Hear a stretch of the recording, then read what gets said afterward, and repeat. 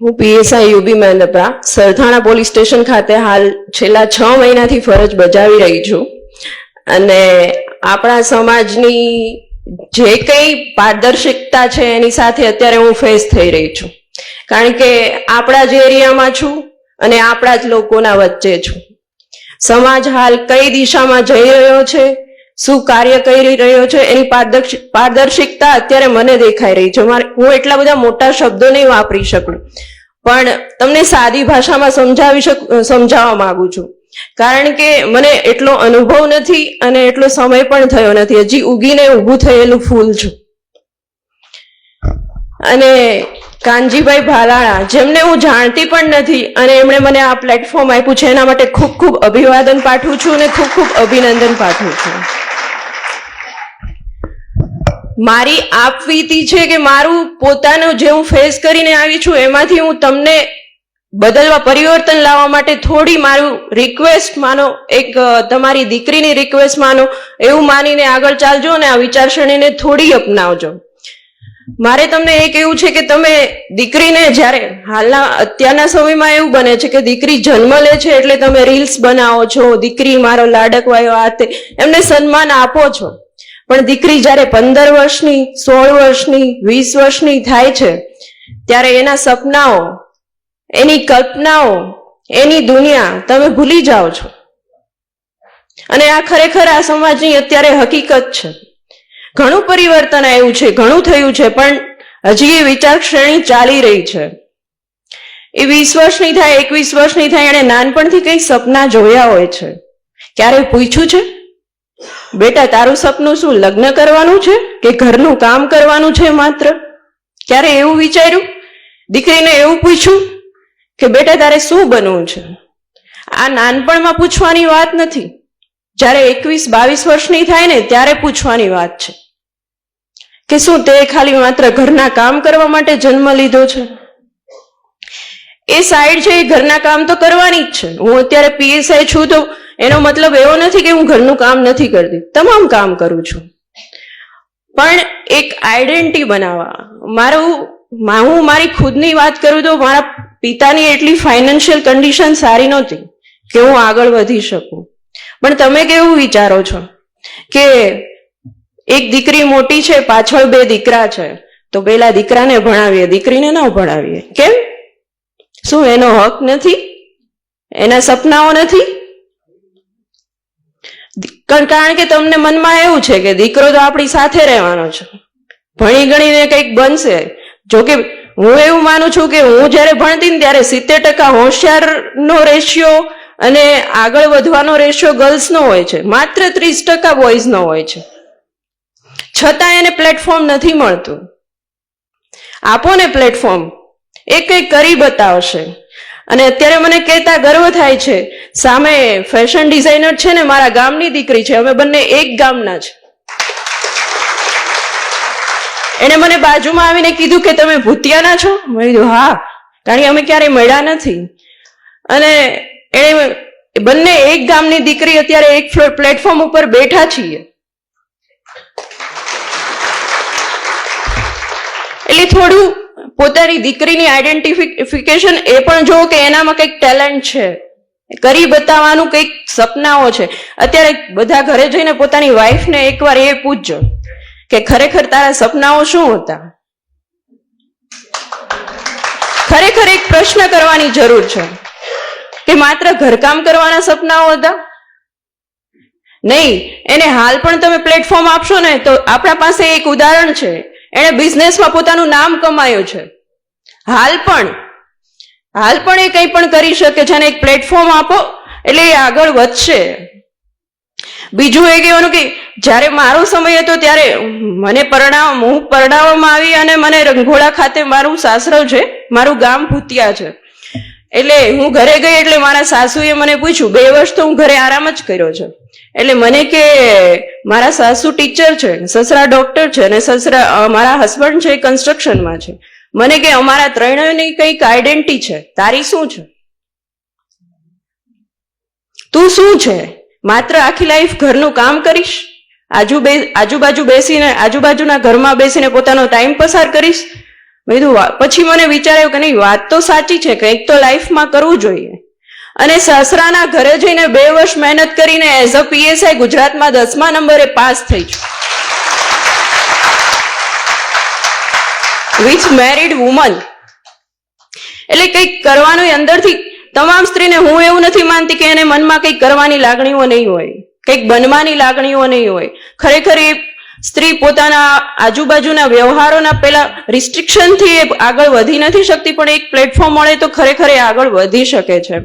અને બીજું કહેવાનું એ કે કન્યાદાન જ્યારે કરો છો ત્યારે તમને એમ થાય છે કે હું વધારે સોનું આપું, સમાજને દેખાડું કે મારી દીકરી પાસે અમે એટલું કન્યાદાન કર્યું, સામેથી એટલું સોનું આવ્યું. પણ એ સોનું આપવાના બદલે એટલી ડિગ્રીઓ આપો ને કે એના સસરાની 7 પેઢીઓ તારવી નાખે.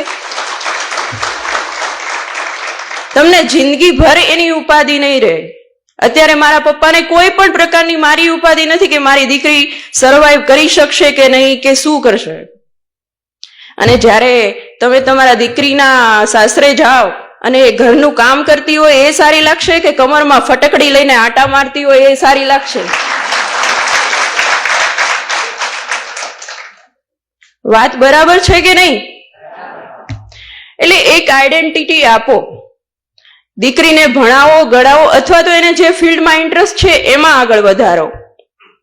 અને બીજું છે કે એક પરિવર્તન લાવવાની ખાસ જરૂર છે. હવે તમારી લાઈફમાં અને તમારા સમયમાં તમે ઘણું ઘંટી ચલાવવા માટે ને રાત જાગીને તમે જે કામ કર્યું હોય, પણ તમે અત્યારે તમારી વહુઓને પણ એ પ્રેશર કરો છો કે અમે તો અમારા સમયમાં આ કામ કર્યું છે, આ કામ કર્યું છે, તમે તો આટલું પણ કરી નથી શકતા. યાર, એનો સમય છે, અત્યારે એમની પાસે ટેકનિકલ સાધનો છે, તમામ વસ્તુ. એ સમયને પરિવર્તન બનાવીને ચાલો કે તારા નસીબમાં સારું છે તો તું સારું ભોગવે છે. અને જ્યારે તમે નીચે બેસો છો, આજુબાજુમાં બેસો છો, તો એવું પ્રોડક્ટિવ કામ કરો. ભગવદ્ ગીતા છે, અમુક બુક્સ છે, એમનું વાંચન કરો, જેમાંથી બીજાને પણ કંઈક શીખવા મળે. હું રોજ નીચે યુનિફોર્મ પહેરીને જાઉં ને, એટલે નીચે લેડીઝ બેઠા હોય, એટલે ગેલેરીમાં આપણે ટોવેલ સૂકવવા જઈએ તો તમામની નજર ઉપર હોય. પછી બીજાને ત્યાં કંઈ ચાલતું હોય તો તમામની નજર ઉપર હોય. શું કામ આપણે બીજાના ઘરનું જોવાનું? એવું કંઈક પ્રોડક્ટિવ કામ કરો ને, જેમાં આપણે બીજાના ઘરની કે બીજાના કોઈની જરૂર જ ના પડે. આપણી જેમ કાનજીભાઈ ભાલાળા કે એમનું એક સ્લોગન છે કે હેલ્થ, વેલ્થ અને હેપીનેસ. તો તમે સ્વીકાર કરતા થાવ ને કે અમુક વસ્તુ છે એ મતલબ ભગવાને કરી છે તો એને સ્વીકારતા. કોઈ આપણી પાસે એવું કોઈ ઘટના ઘટી જાય છે તો જે થાય છે એ સારા માટે થાય છે, એના પાછળ કંઈક કારણ હશે, એના માટે દુઃખી થવાની કંઈ જરૂર નથી. અને બીજું કહેવાનું એ કે તમે મોબાઈલ મચડતા હોય છો. બહુ અત્યારની આદત બહુ છે કે મોબાઈલમાં વધારે મચડવાનો, રીલ્સ જોવાનો, આ જોવાનું, તે જોવાનું. પણ મારા પોલીસ સ્ટેશનમાં જે વસ્તુ બને છે કે લેડીઝ આ સાયબર ફ્રોડનો શિકાર સૌથી વધારે બને છે. છેલ્લા અઠવાડિયામાં મેં જેટલા અટેન્ડ કર્યા છે કેસ, એમાં સૌથી વધારે એ બન્યું છે કે કોઈ લેડીઝે 2.5 લાખ, કોઈ 3 લાખ, કોઈ 4 લાખ ઉડાડી દે છે. અને હસબન્ડને વાત પણ નથી કરતા કે એના માતા પિતાને પણ વાત નથી કરતા. કેમ કે એનાથી ભૂલ થઈ ગઈ છે.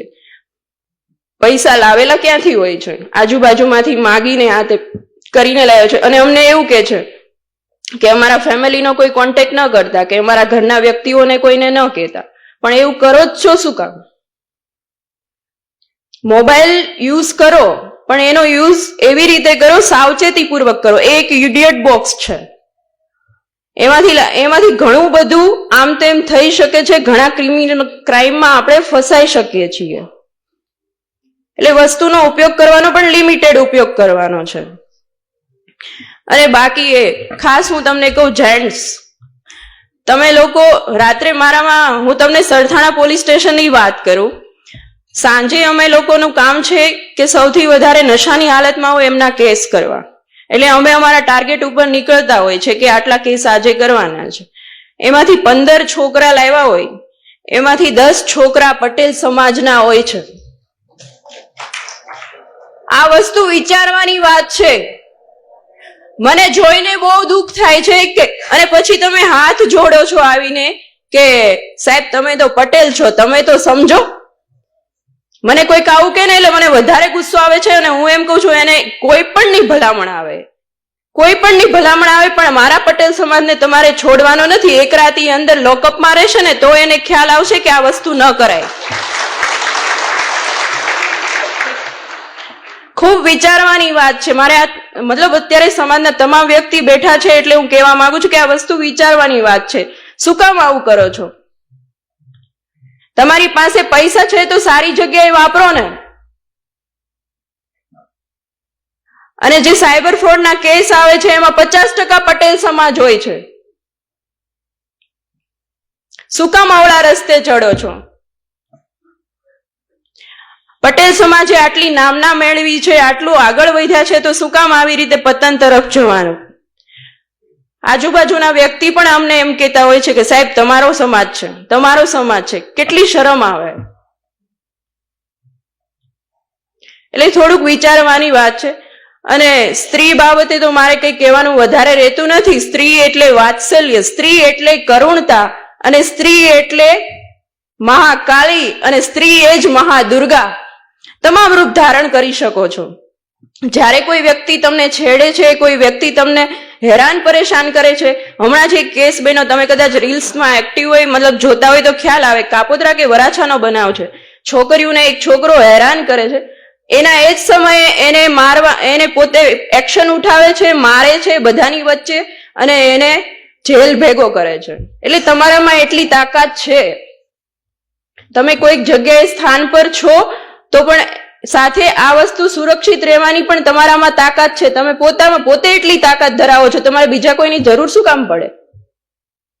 કોઈ વસ્તુમાં આગળ વધવા માટે, કોઈ પોતાની સુરક્ષા માટે તમે પોતે મહાકાલી છો, તમે પોતે મહાદુર્ગા છો. એટલે પોતાનું એક્શન પોતે જ ઉઠાવી લો. બાકી તો અમે છીએ જ 24 કલાક. તમે નિડરતાથી અમારી પાસે આવી શકો છો, પણ હું એવું ચાહું છું કે મારો સમાજને મારે ન ફેસ કરવો પડે. Thank you.